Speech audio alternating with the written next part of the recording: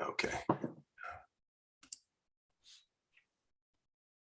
right, we are live. And okay, move this over. Go ahead and record.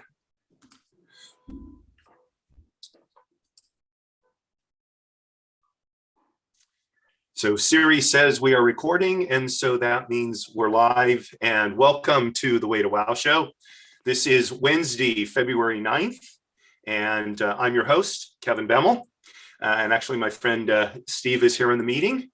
And so just, I usually start out the show by recapping the previous week. So last week, I was talking about strategy and tactics for marketing yourself, whether it's to find that job that you'll love, or whether it's to find clients for your customers, for your business. And, I only got partway through it, and I thought, rather than just sort of cutting it off there, I'd continue with that this week. And so we're going to wrap up talking about some of the strategies and tactics you can use for marketing. Whereas we talked about LinkedIn last week, I'm going to talk about developing a resume this week, but not really from the standpoint of resume writing, because there's lots of great resume writers out there who can, format it and all that kind of stuff, but really thinking about your resume from a marketing strategy and tactics standpoint to understand what it is or how you can use what your talents are, what your skills are, your knowledge, your experience in order to advance yourself professionally. Oh, and here's somebody else coming in. Let's see. So before we get into today's topic, though, I wanted to let you know what's happening with the Way to Wow.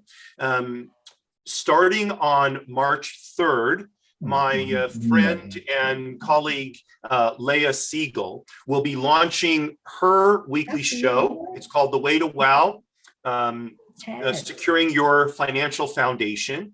And Leah is going to be talking about and having guests discussing financial security and wealth building. So she's going to be talking about another aspect of the finance realm and the physical pillar of the 3 pillars of attainment. Her show will be at 1 o'clock Pacific time, 3 o'clock Eastern time on Thursdays. Okay, and so I invite you to tune in to Leah. I think you will find her both very engaging as well as knowledgeable and just a very intelligent woman on these topics. She has a great passion for helping people achieve their financial goals. And she's got some great guests lined up. I know who her premier guest is. It's actually a friend of mine by the name of Jeff Condon, one of the, if not the premier estate planning lawyer in the country. He's written the most read book on estate planning for just the average person like you and me. Jeff was a guest on season 2 of my show, incredibly knowledgeable. And again, someone who's very dedicated to helping people make sure that they're making good financial decisions. So again, that's launching on March 3rd. I'm gonna mute Rena there. That's launching on March 3rd, 1 p.m. Pacific time, 3 p.m. No, that wouldn't be right. 1 p.m. Pacific time, 4 p.m. Eastern time on Thursday, March 3rd. So look forward to that. What we're doing here at the Way to Wow show is we are building what I call a podcasting mutual network. And so over the coming year, I'm going to be developing additional shows based on, you can see it right there, the 3 pillars of attainment: physical, mental, and spiritual, right? And the 9 realms within them. I'm going to be developing with other hosts shows on topics within those 9 realms. And we're all going to be broadcasting to each other's social media followers. And we'll all be broadcasting on the Way to Wow YouTube channel as well. And the idea is to bring to you all the information that you need in order to advance your life according to your definition of success. So we're not going to tell you what a successful life is. It's not for us to do that. What we're going to do is help you figure that out for yourself. In many ways, I'm going through this process now with my daughter who's 14 and a half. And I've been telling her now for over a year, the time for me to tell you what to do is ending very, very quickly. The time for me to be a resource for you, an advisor for you, is at hand, because it's really for her to figure out what she wants her life to be. She's on the cusp of adulthood now, and the best thing I can do for her is to give her the skills, the information, the confidence that she needs to lead her life true to herself. And that's what we're going to be doing on all the extensions of the Way to Wow with the various hosts that come on. And so if you are someone who has expertise in a particular area of life, could be relationships, it could be mindset, it could be dealing with family, it could be health, any of the 9 realms, get in touch with me. Maybe we can develop a show together for you to become part of our mutual network. So if you go to thewaytowowshow.com, you can contact me there and we can have a conversation. Who knows where it will lead. So again, if I'm looking for people who are committed to doing a weekly show to help other people out better understand their area of expertise, be able to share things with them, bring guests to the table who can bring ideas, new thinking to the particular topic at hand, so that together we can all build our lives up and help each other live happier, more satisfying lives. All right, and so that's what the long-term goal is. All right, so now for our topic at hand, which is marketing yourself. And hold on one sec. Let's see. I'm going to make sure I've got this set here. Yeah, we don't need that. Hide. Okay, so I'm going to go ahead and share my screen so you can see the slides. And here we go. And okay. All right, so for those of you who were on last week, I'm sure you remember this slide, and I'm just going to review a couple things real quickly to get us into the focus of marketing ourselves. So I mentioned last week, the first thing we have to do oftentimes is make a mindset shift, and that is to understand that wealth comes from value delivered, right? So the more people we can help and the better we can help them, the better is our opportunity to create wealth for ourselves and our families, our loved ones, whatever context we're working that in. And that's a different mindset than just trying to sell a lot of stuff or just work a lot of hours. Those can help you make money, but in many cases, they're not sustainable models, especially in the face of how rapidly business and life is changing these days. I mean, who would have thought 2 years ago that remote work would be the way that so many people probably will conduct their careers from now on? We've talked about it for years and years and years and years and years, and yet over almost overnight, rarely does change happen so fast. It's become a very important aspect of our professional lives, right? So understanding that and being able to deliver value in that context will be able to be more effective in developing wealth for ourselves and those people who are important for us. So again, wealth comes from value delivered. So our key thing is, how can I deliver ever more value to the people that I'm serving? That's the mindset we want to come to our marketing effort with. And in that way, we don't have to be all involved with, oh, I'm so great, I'm the best at this, I'm the best at that. My friend Steve is on the show. I mentioned we have a mutual friend by the name of Bill. Bill markets himself as the real estate probate expert. That's where his value is, right? In being able to help people better than anyone else when it comes to dealing with real estate, the real estate of relatives or loved ones or whatever who have passed away. That's where he delivers value. And he seeks every day to be able to do that better and better and better. Okay, so that's the mindset we want to have. Wealth comes from value delivered. Okay, and then we again, I mentioned last week about the 5 steps. So these are the only 5 steps you need to take to get a high-paying job or to develop a lucrative business.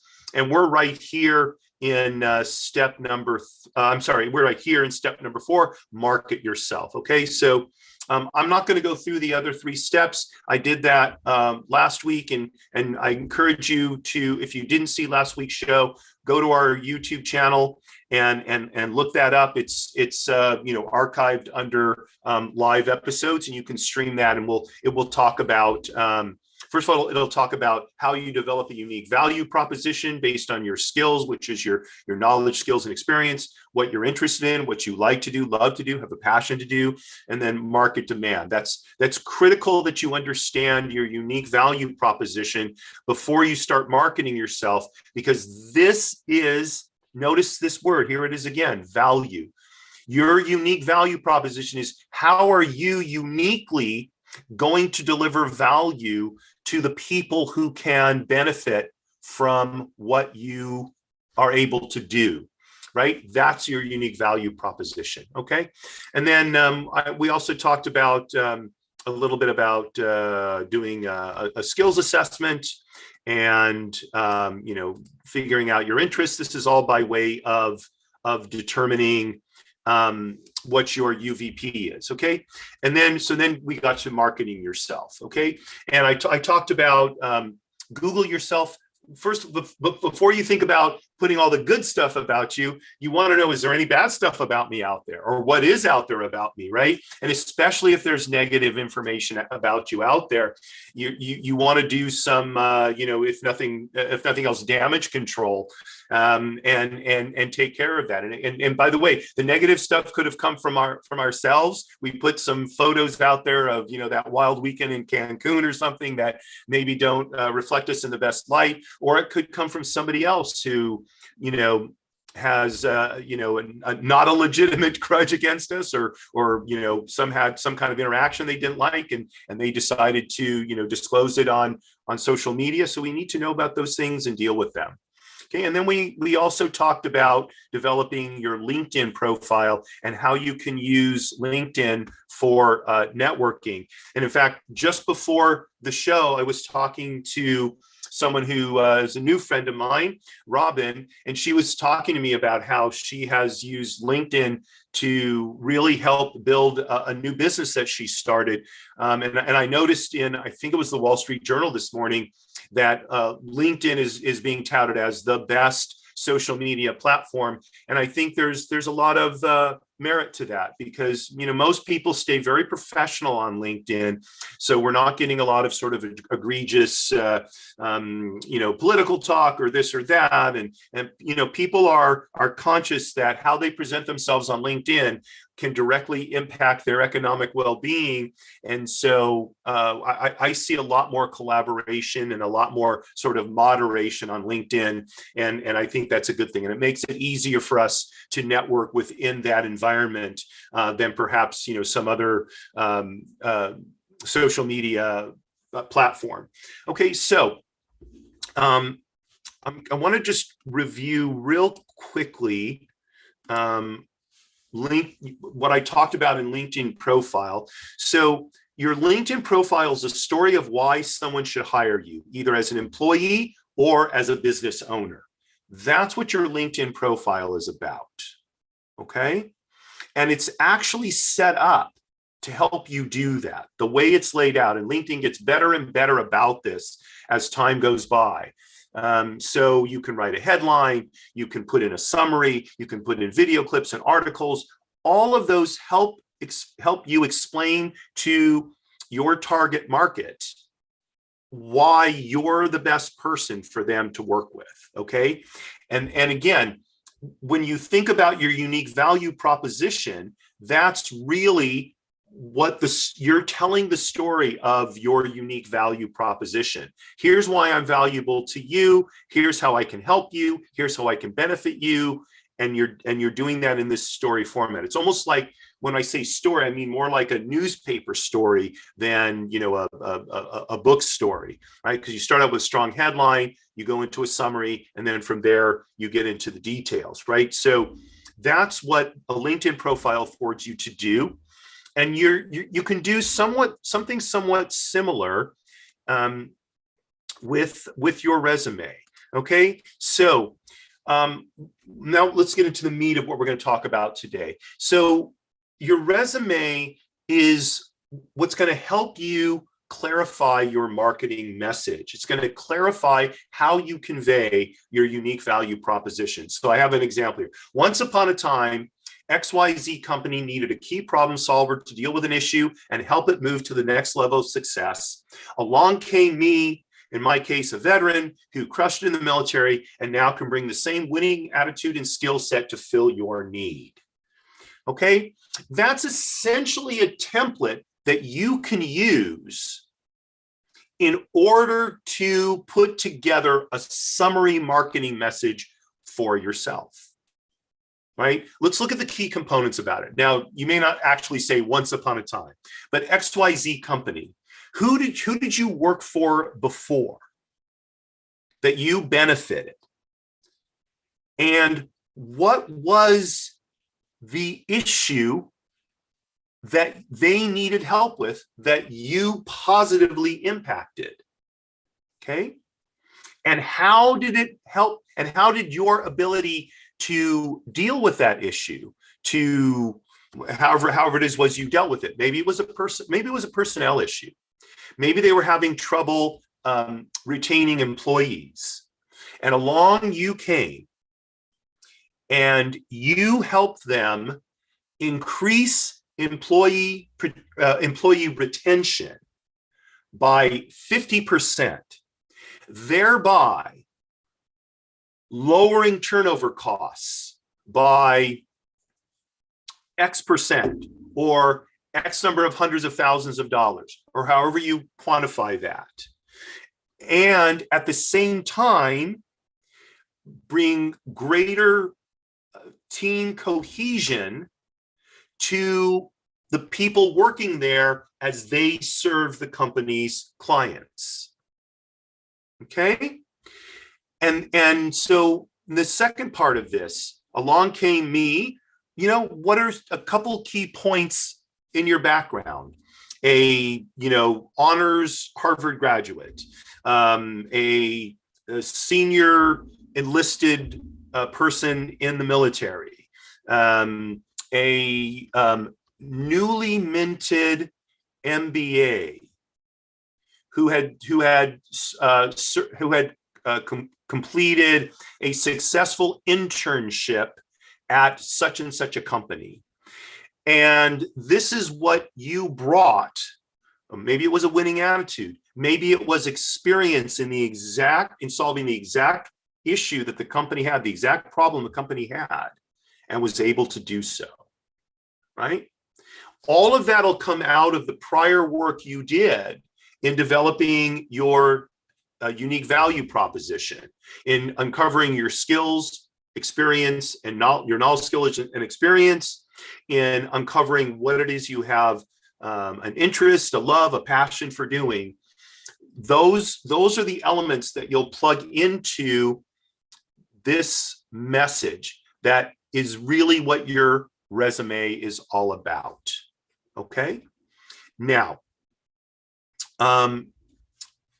when you're writing your resume, what you want to do is focus on the organization's needs, not your own.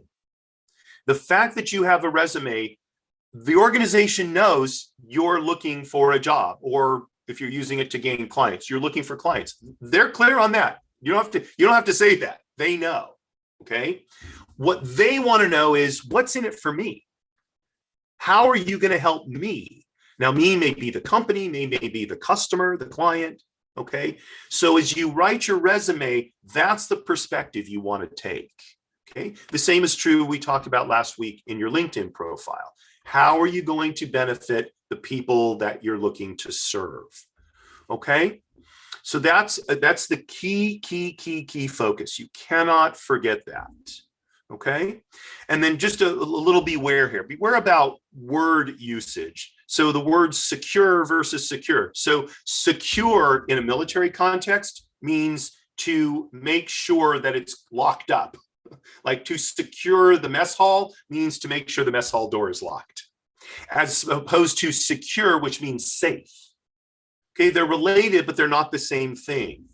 And so, be mindful of who is going to be reading your resume as you develop the language. So if you're going to be applying for jobs in the aerospace industry, so you may be dealing with a lot of former military, and they will understand secure in a particular way, as opposed to civilians who, most civilians are not going to understand. I secured the mess hall. They're going to mean you made the mess hall safe. What you put down, non-slip strips on the floor, or what does that mean? You secured the mess hall, right? And by the way, what's a mess hall?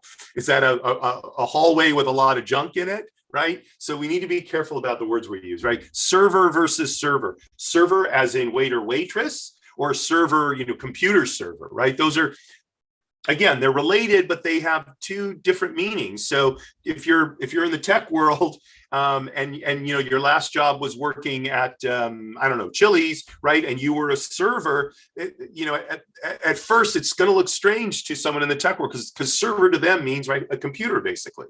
So being mindful of your word usage and who's going to be reading your resume, to be as clear as possible in your communication.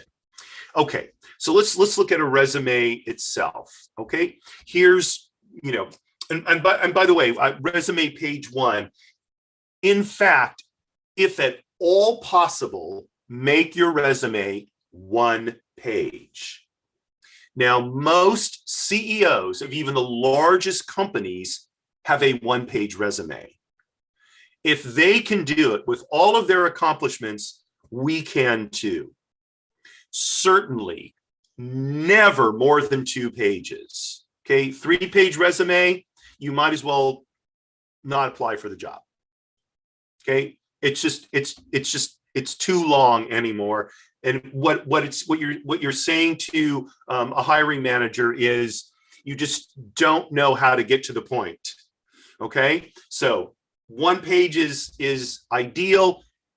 If it's absolutely necessary, 2 pages, but that's it. Okay, so part 1 of your resume is an advertisement of your abilities, qualities, and accomplishments from the lens of how can you help the company to whom, or the clients to whom you're submitting the resume.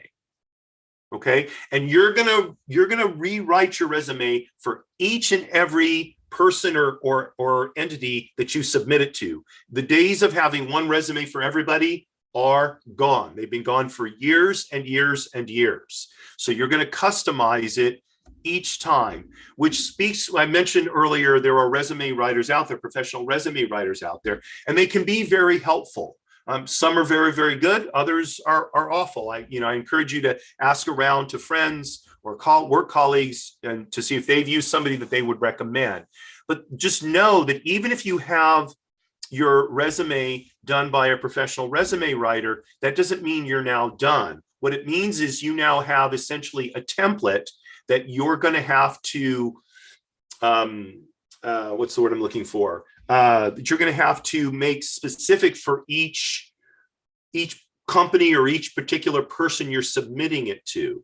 Okay. Now, by the way, if you're meeting with several people in the same company, you're not going to want to change it for each of those people. You're not going to want to tailor it that much. But for each company or each client that you're submitting a resume to, It needs to be tailored for that company, that client, okay? So again, part number one, advertisement of your abilities, qualities, and accomplishments. So you'll put in personal information. I'm going to show you a sample resume, by the way, or not a sample. I'm going to show you my resume in a little while. So you'll see this in more directly. You may put in a headline and a summary statement and a section of core strengths and capabilities. Now you'll see I haven't done that in my resume, and I'll explain to you why when we talk about it. But a lot of resumes these days will have those sections in it. Okay, and in terms of telling your story of why a company should hire you, why a client should hire you, how you can benefit them. These are very, very effective techniques. And by the way, if you've taken the time to do a really great LinkedIn profile, you probably have already done these steps. Okay, because you can see on LinkedIn, you write a headline, you put in a summary, and then you have your core strengths and capabilities that people can click on and recommend you for them. It's all basically just the same thing. So all you have to do is just format it for your resume. Okay, and if you haven't done that on LinkedIn, then write your resume with those things and then transfer that information over to LinkedIn. Okay, so that's part number one. Part number two is going to be the evidence backing up your assertions about your abilities, qualities, and accomplishments. So if you say that you're a stellar negotiator, okay, what evidence do you have that that's the case? So through your experience, education, and if applicable, awards or unusual achievements, publications, civic leadership or community leadership position, somewhere in there, you should have something that demonstrates that you indeed have that superior negotiating skill, okay? Maybe cost control is another of your outstanding skills. So presumably somewhere in your experience, you did something that showed that you lowered costs for the company while maintaining or increasing productivity, okay? So when you put in your experience, your professional experience and your education, what you're looking to do is explain how those things benefited whoever it is you were using them for. Okay, so you don't need to get into grandiose explanations of titles and all that. Nobody, especially these days, nobody really cares about that stuff. Okay, I mean, unless you were a CEO or a president, something like that. And if so, that's all you need to do is just put the title of the position there. But beyond that, focus on providing evidence to back up what you said in part one through your experience, your education, and again, awards or unusual achievements, publications, civic and community leadership. Okay, now there were many things that used to be included in a resume that you just leave out now, and this should make it much easier for your resume to be only one page long, and that is references available upon request. Everybody knows if they ask you for references, you'll give them references. And if you don't, then evidently you don't want to work there, right? So you don't have to say they're available. If they want them, they'll ask you, okay? Available for interview. Again, you don't need to put that in your resume. It's assumed that you're available for an interview. And if you're not going to move on, okay? Hobbies or personal interests. Honestly, people they just don't care. Now, by the way, it's not that they won't have any impact on your ability to get clients or get that job you want. They can be very, very important, but not in your resume, okay? So be clear about your interests, because one of the things you want to do when you walk into a room to meet with someone about becoming a client or about getting a job is to quickly look around the space and see if there's anything there that indicates their interest in something that you also have an interest in, because then you can use that to connect with them, right? So if you're really into fishing, for example, and you walk into somebody's office for a meeting and that person has got pictures of them, in hip waders in some river with their, fly rod, Bang, there you go. Oh, hey, I see. You're a fly fisherman? Wow, that where was that picture taken? And off you are to the races talking about fishing. Maybe you'll spend the whole meeting talking about fishing, and then at the end they'll go, "Gosh, fishermen like you, we got to have you work here," kind of thing. I mean, it may sound silly, but believe me, there were several clients I got when I was in business, because I walked into their office and up on the wall they had their degree, and it was from USC. Oh, you went to USC? In fact, my first big client that I got in my real estate company, I walked into the person's office and he had his degree. I said, "You went to USC?" He said, "Yeah, I did." I said, "Oh, yeah, I did too." He says, "Oh, when were you there?" And so we talked for 30 minutes about USC, 15 minutes about what he wanted done, and he hired me. Right? So, those things can make a big difference, but they're not, well, obviously the college you went to, you'll put on your resume, but hobbies and those kind of things, personal interests, you're not going to put that on your resume. Okay. Salary information or requirements, again, you don't put up that on your resume. Not these days. I'm not sure it was ever really appropriate, frankly. There's a place and time for dealing with salary, but your resume is not it. Okay. Reasons for leaving a job or the military. Now, in general, you are not going to discuss that. Okay. The presumption is going to be you left one job to go to the next job. Now, where that will change is if you have a big gap between leaving one job and starting another. And a big gap might be, a year or more. Okay. So what went on in that period that there was such a big gap there? Okay. So if you're a woman, maybe you had a child. Look, that happens. So, just put a line in there, the time period that you were out of work, starting a family. That's all you have to say. Okay. And it shows there's continuity there. And there was a good reason why you were out of the workforce for that time. Okay. But other than that, you don't need to put in a resume why you left a particular job or why you left the military. You may get asked that in a meeting, but you'll deal with it in that context, not on your resume. Okay. You don't need to put prior supervisors. Okay. No reason to do that. And you don't need to put, the full addresses of previous employers. You don't even need to put any kind of address for a previous employer. Generally speaking, it's not going to be relevant. It's just going to take up space in your resume that would be put to better use. Okay, so we've got the two parts of the resume and the things to leave out, and you can see that you're developing your marketing message. All right, so let's look at your experience. How do you want to, which is really in terms of proving what you can do for a company, it'll come through your the two or maybe three prior experiences that you have. You don't need to put every job you've had, since college, especially if you're, already in your 40s or 50s and you've had, 7 jobs since college. You don't need to put all of them. Okay. You're better off just putting the last 2 or 3. Those are hopefully the most relevant. They're the ones where you were in the most senior positions. Okay. And assuming that you're continuing on in that career path, that's really what a prospective client or customer needs to know, a client or employer needs to know. All right.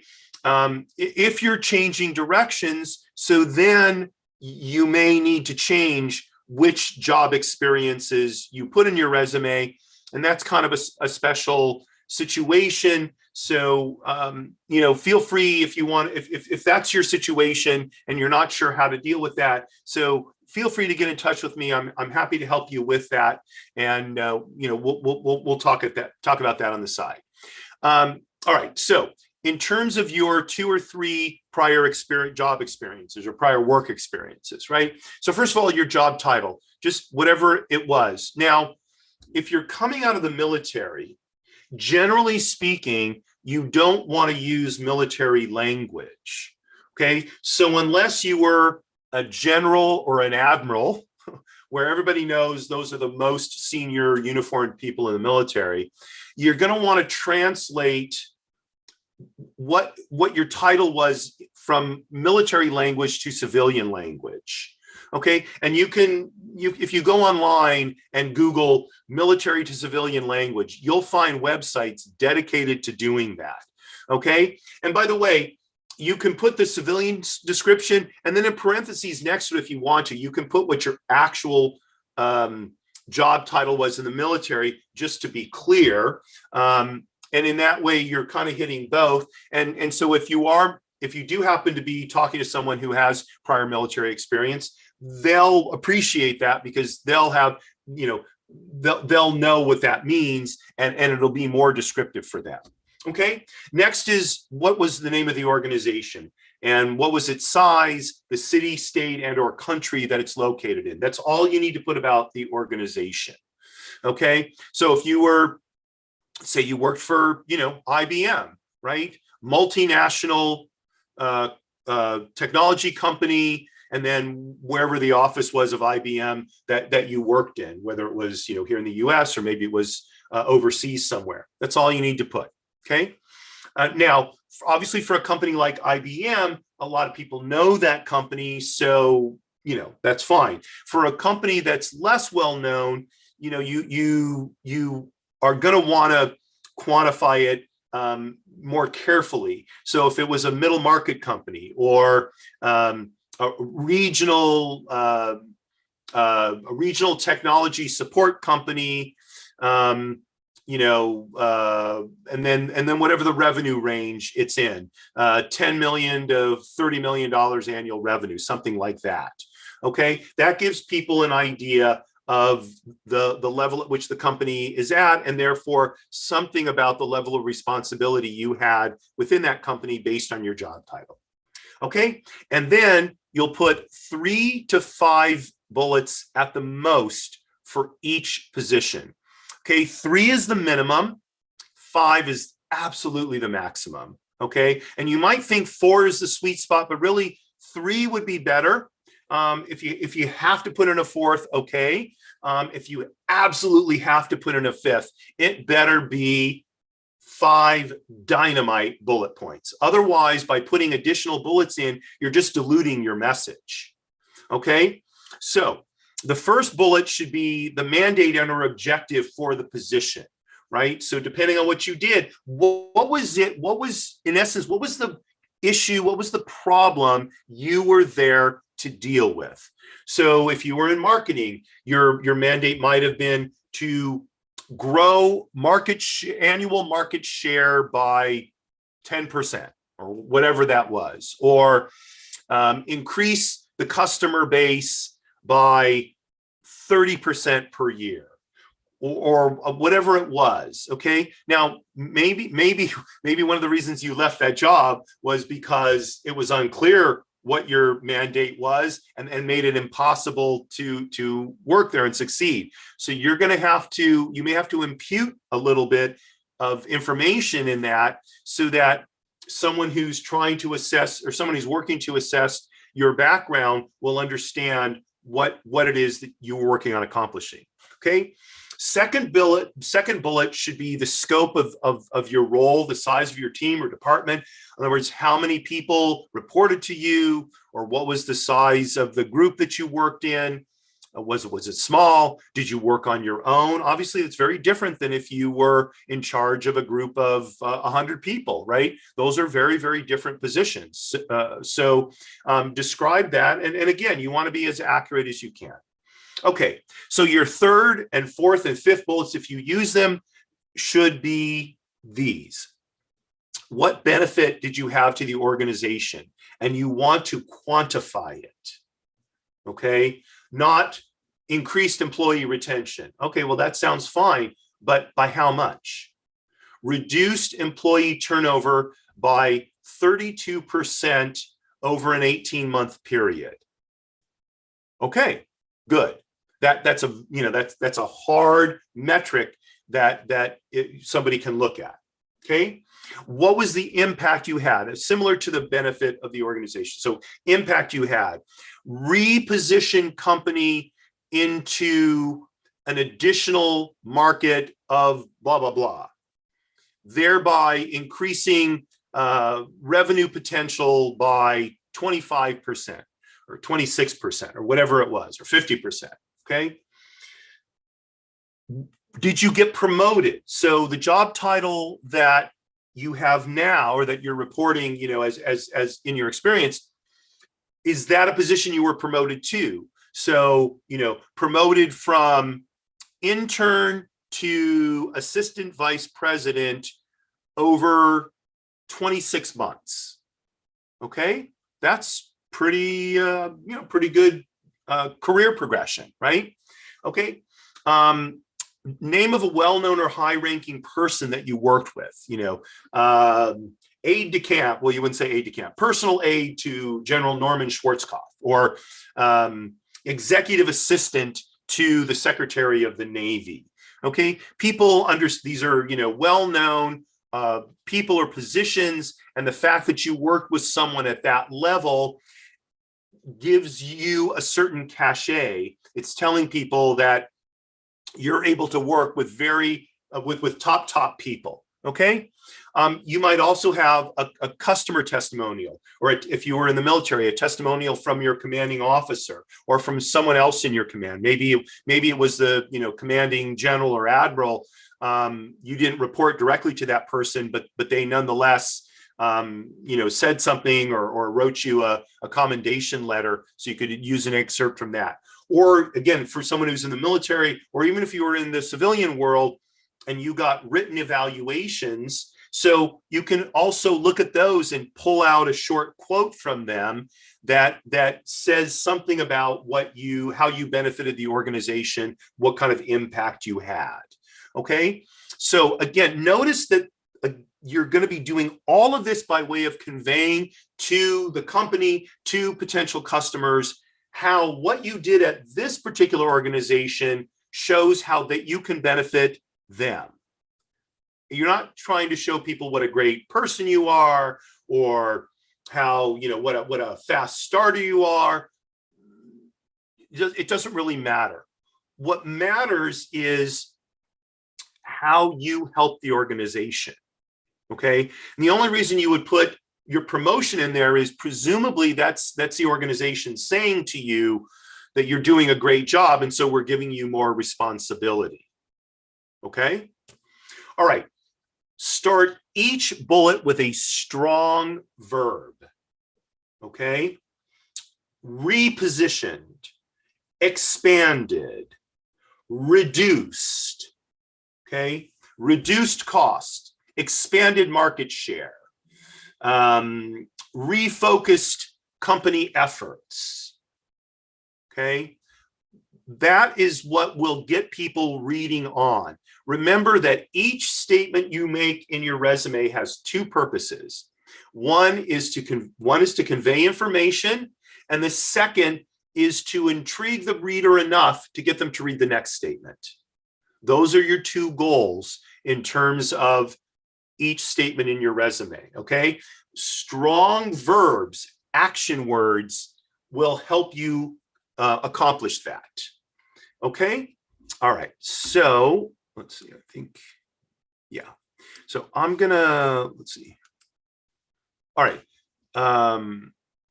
Okay. So hopefully now you're seeing this is a resume I did a couple of years ago. And that I made a couple of modifications of earlier today, just to give you an idea about how some of this stuff should look. So you can see it's on one page. Okay. Now I didn't put in a headline and a summary and a list of core skills, but if I did, they would go, right in here at the top. So here's the personal information that I put in. It's really just my name. In this case, I have a couple of master's degrees, my address, my telephone number, and my email address. Now, these days, you might not even put an address in. You might just put your phone number and email address, because so much of interaction between people is done by phone, text message, and email. That may be all you need to do. So, it just depends, again, on the context. Okay. And then again, if you were, I think one of the things, if I redo my resume, I'll do is I'll put in a headline and a brief summary, 1 or 2 sentences at the most, and then a listing of key or core competencies, core experience, etc. Okay, so that would be part one. And then this is part two. So the rest of my resume is part two. And you can see that in terms of experience, I just have 3 things listed under experience. Okay, my current company, of which I'm the president and founder, starting in 2018, the United States Navy, where I was a chaplain from 2006 to 2020, and then my prior professional experience, which 20 years at my company, Bemmel Management Company. That's it. I don't need to put anything before that, even though I do have professional experience before that. It's not necessary. And in fact, it might not even be necessary now that it's, I have 4 years in my current company. I might not even need to put this third experience here. So if I was going to put in section, a section with a headline, etc., I could probably pull out this part about what I did professionally prior to the Navy. Okay. Now, notice in each case, I've got the name of the company, my position, the dates, okay, the basic things that I did, okay, and then just a short sentence. In this case, administration of financial affairs of individuals, businesses, real estate, trusts, and estates, raising of equity for startups and real estate projects, financial investment analysis, and due diligence of business and real estate projects. Okay, results. Handle complex negotiations to minimize transactional costs and amount of time to achieve clients' goals. Okay, now I could make this better by actually giving like reduce transactional costs by 12%. Okay. I could go back and figure that out. So the more quantified I could make this, the better it would be. Okay, coordinate with accounting, legal, and other professionals, keeping all properly advised and focused on clients' goals. Okay, not sure if I can put an actual quantifiable in there, but perhaps I could come up with something. Okay, prepare packages for acquisition, disposition, and financing of business real estate projects. Right. This is something that I should replace because it's just too general with some sort of metric that shows what I've been able to do, how much capital I've raised, for example, or how many companies I successfully funded, or something like that. Okay, so that's what would need to change here to improve this resume. Okay, and then here for the United States Navy, I'm just going to go through one other one. Administration, pastoral care, and ethics and leadership training. Those are the main things that I did. So after 18 months appointed senior department head, which usually requires 14 years of service, right? Administrator unit, including 8 chapels, a staff of 14 people, and a budget of $1.5 million.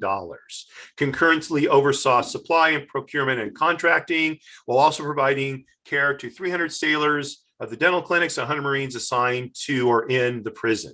Okay, it was actually the brig, but of course, don't want to use military terms, so I use the word prison. Thereafter provided pastoral care to over 1,300 sailors and Marines at 5 locations in 2 states, and during a 7-month shipboard combat deployment to the Persian Gulf and Arabian Sea.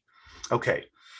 Results: initiated and implemented inventory and purchasing controls that resulted in a 10% budget surplus. Now, because it's the government, you don't, it's just the sort of the weird way the government works. You don't save the government money. Once the money is allocated, it's either used by your department or by some other department. So in my case, the fact that I didn't need 10% of the money budgeted to our department, I was able to turn that back to the larger command, who was then able to do other things like repair roads, right? Instead of me wasting the money on things that our part of the command didn't need. Okay. Reduce time to hire employees by 33% while complying with all policies. So one of the things I was told when I got there was to hire a new civilian employee took 6 to 8 months. Okay. I got it done in 4, right? And they told me it couldn't possibly happen, but I figured out ways to do it, which basically amounted to talking to people whose assistance I needed and figuring out how could I help them so they didn't have to spend as much time on it, and therefore they could pass it along more quickly. Because as you might imagine, a lot of that 6 months it normally took was people taking time to get around to it. So the fact that I was willing to do some of their work for them, and all they had to do was just kind of read through it and check it off and move it along, speeded the process up enormously. Okay. Significantly improved morale by originating, developing, and leading implementation of emotional and spiritual resiliency programs with a team of 4 chaplains for over 4,000 sailors and Marines during a shipboard deployment. Okay, so not as quantified as the other two, but it speaks to the fact that I had, that I did pastoral care and ethics and leadership training.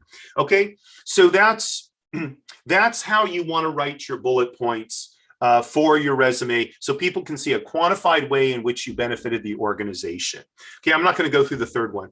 And then down here, education, just very straightforward. Master's in Library and Information Science, San Jose State University. 2015 is when I got it. Master's in Religious Studies, HTOR Los Angeles, 2005. And then Bachelor of Science, Architecture degree from USC, 1983, awarded cum laude, Presidential Scholar, Dean's List, right? So those were awarded with honors. That's all you need to put about your educational experience. Look, maybe you were, president of your graduating class. Okay, so like I did here, cum laude or whatever. Maybe you were Phi Beta Kappa or some other thing. So whatever those are, just append them on to the end. But you really don't want to go more than one line for each one of these, unless you have such stellar credentials to add to your educational qualifications that it's worth putting 2 lines. But it's certainly not worth going to a second page. Okay, and that's why I kept mine short. All right, and this, so what are you going to do with this? Well, first of all, if you haven't developed your LinkedIn profile, you can take the information from this resume and put it into your LinkedIn profile. And if you looked at my LinkedIn profile, you'll see much of the same kind of verbiage used there. Okay, the second thing is, when you go to a meeting to talk about a job or to talk with a particular client, depending on what your business is, you're going to need to bring a copy of your resume, a hard copy, and have it available to hand to them so that it's something for them to have once the meeting is done. Okay. All right. So and again, this is a sample resume. If you have any questions about any of this, go to the Way to Wow Show website, thewaytowowshow.com, send me a message, or you can make a comment in social media on this show. We have the Way to Wow Show on LinkedIn. You can also go to my LinkedIn profile, Kevin Bemmel. You can go to Facebook. There's a Way to Wow Show page on Facebook, as well as myself. Same with Twitter and Instagram. We have both as well, and we should actually be up on Twitch sometime in the next few weeks for those of you who are into the gaming thing and you're big Twitchers. Is that what they're called? I'm not really sure. So, so then I just want to show you this last slide. The main thing in anything we talk about on the Way to Wow people making money is you take some kind of action. It's all good and well to talk about this, but in the end, if you don't take action, it's essentially been for naught. So assess your skills, identify your interests, work on your LinkedIn profile, reach out to other people on LinkedIn, draft up your resume, and then show it to people who know you. Or, get in touch with me. I'll take a look at it. Be happy to give you some input. Okay, maybe develop an elevator pitch. I'm not going to get into elevator pitches, and I'm not going to do it next week either. It's a whole nother thing. And there are people who can talk about that better than I can, frankly. Okay, but do take action. Okay, and here's some of the ways you can get in touch with me. There's my Twitter and LinkedIn profile. On Facebook, it's actually facebook.com/thewaytowow. Okay, it's no longer Navy Rabbi, but it takes you to the same page. You can also send me an email, coaching@bemmel.com, and I'll be happy to answer any questions that you have. Also, again, if you know someone you think would be a good guest for the show, let me know. If you know someone who you think would be a good host for a brand extension to the Way to Wow show, again, please let me know if that's you or someone you know. Happy to talk to you about that.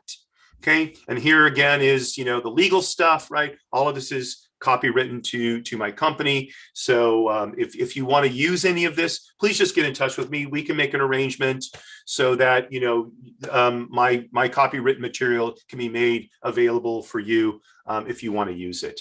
Okay, we're just going to stop the share. And that's what I've got for you today. So I want to just reiterate a couple of points. One is we don't make any professional advancement without taking some kind of action.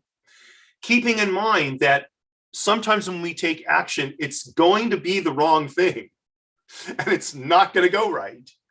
That's part of making progress. Sometimes progress is taking a couple of steps back so that we can take a better step or two or three or four going forward, whatever that is. So the regression is just a natural part of the process. To be afraid of failing so that you don't advance is the only way to actually fail. Failure that sets you back so you can go forward on a new path is not failure. It's a setback. And we all face setbacks in life, right? The main thing is to not let them permanently take us out of the game. That's the most important thing, okay? So find some kind of action you can take to get you on to continue on your journey of professional advancement, okay? That's my show for today. Next week, my guest is going to be Jennifer Chang. So Jennifer is the managing partner of TechSpark, which is a company that supports business startups and entrepreneurial ventures. And she is also the CEO of, I can't remember the name of her organization. Hold on one second, I'll look it up here. It's an interesting name. Oh, right. She's the CEO of Playform.io. Playform.io. This is a company that's helping artists and other creative individuals harness the power of AI to enhance their business efforts. Jennifer she is fascinating. I can't encourage you highly enough to tune in next week, next Wednesday, February 16th, 12:30 Pacific time, 3:30 Eastern time, Mountain time, 1:30 p.m. and Central time, 2:30 p.m. Right? I don't want to talk about flyover country. That's not nice. So every time zone. I'm to be honest with you, I don't remember what Alaska and Hawaii are. So hopefully you're used to figuring those out when you're in those more exotic locations. That's what I have for you today, folks. I thank you for watching. If you have any thoughts, questions, feel free to post a comment. Get in touch with me using the means that I mentioned before. Let me know what you like. More importantly, let me know what you didn't like, because we want to make this as valuable for you as possible. Courage at all times, my friends. Somebody told me the other day, the most important thing we can have is courage. And I think that's true. You know, if you think about the Wizard of Oz, right? The Scarecrow wanted, I think it was a brain, and the Tin Man wanted a heart, and the Lion wanted courage. The other two already had courage. They did just fine. It was the Lion who he was always seeming to cause more trouble than he was fixing until he realized courage is in all of us. Courage is not being unafraid. Courage is being afraid and saying, I'm going to act anyway. Knowing things may not go exactly how I want them to go, knowing that I may mess up and have to fix something. Better to do that than to stay where you're at if you're not happy in that place.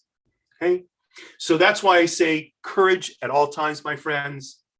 And Marie, darling, you are still my belle. Thank you so much for watching.